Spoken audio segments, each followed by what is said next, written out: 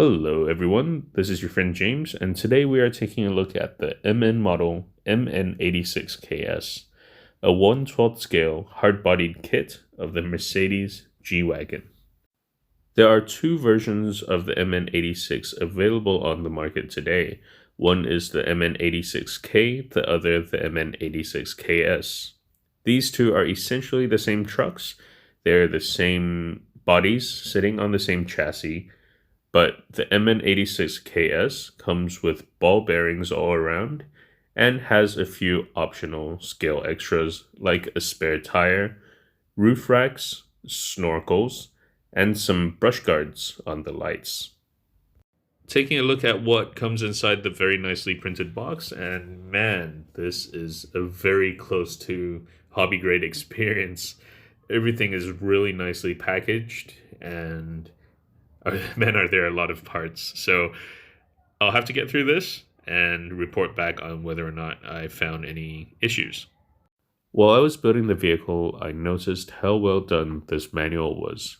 Not only were all the hardware components clearly labeled with their external dimensions, the manual was printed in color, everything was very precise, and they had this very innovative clock system that showed you the order in which parts come together in. This is a manual that I think many other manufacturers should take a look at because it's one of the best I've come across. So here is the completed MN86KS. As there are full build reviews on YouTube already, I'd just like to go over some of my findings when building the truck. First of all, materials. The plastics seem to be of higher quality than that of my favorite WPL kit, the C34KM. Most plastic components came together without a problem. With regards to hardware, the grub screw that holds the pinion gear onto the motor shaft doesn't align well, thus was unable to keep the pinion gear in place. The screw that holds the servo protector assembly was too long and thin, and under too much strain that it easily snapped on my unit. Secondly, let's talk about chassis design. By looking at the chassis, you can tell that this vehicle is designed for scaling instead of crawling. There's about 4 centimeters of axle articulation, compared to about 5.5 for the C34KM. The center of gravity is comparatively high, with the motor sitting above the front axle, while the steering servo is moved onto the axle itself. Component weight is more evenly distributed over the length of the vehicle when compared to traditional crawlers. This is not to say that the vehicle will have bad performance. On the contrary, I think this setup is perfectly adequate for a hard-bodied G-Wagon that has pretty good speed in stock form. I do have a bit of a gripe with the battery compartment though. The opening is quite small, making battery access quite frustrating and severely limiting battery capacity. I am using the stock 390 brushed motor and a Hobbywing 1060 ESC to power my vehicle. The stock servo is a 3-wire unit that works natively with most Surface receivers, like my Flysky unit. Unlike the C34KM, the MN86 has a hybrid of metal and plastic components in the drivetrain. All gears, axles, and the CVDs are metal. All drive shafts are plastic.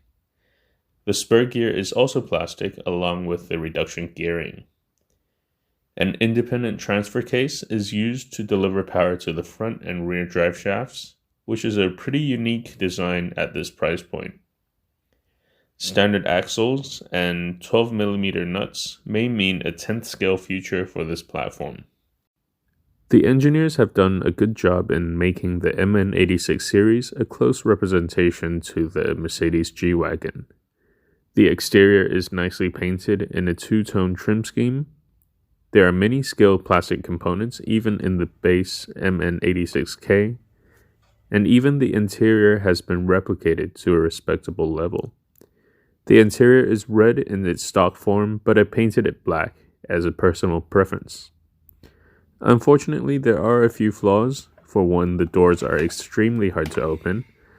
Also, if you have the MN86K, all the mounting points for the optional scale parts are exposed.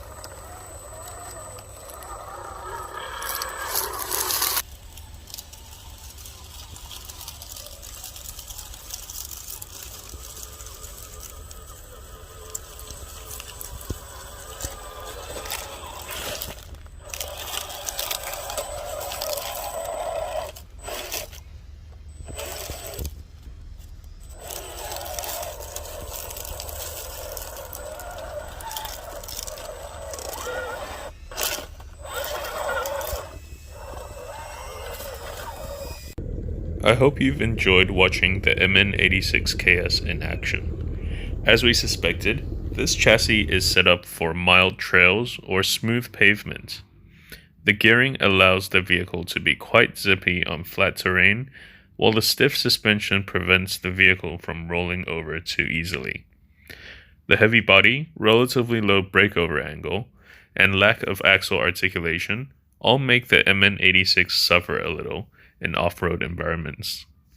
That said, select the path wisely and the MN86 will still make it through rough terrain. To conclude, competition always makes for better products. It is clear that the MN86 series was targeting the WPL KM series, and you can see that MN Models has made a product that's far superior to its predecessors, like the MN90.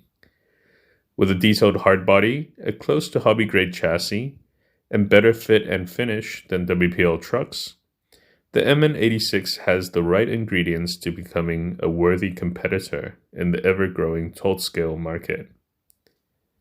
If you can get past the finicky battery compartment and the hardware issues, building and running this vehicle can be a rewarding experience. I hope you found this review helpful or at least entertaining. Special thanks goes to Banggood.com for providing the review sample and their support for my unbiased reviews. Please like and subscribe, stay safe, and see you in the next one.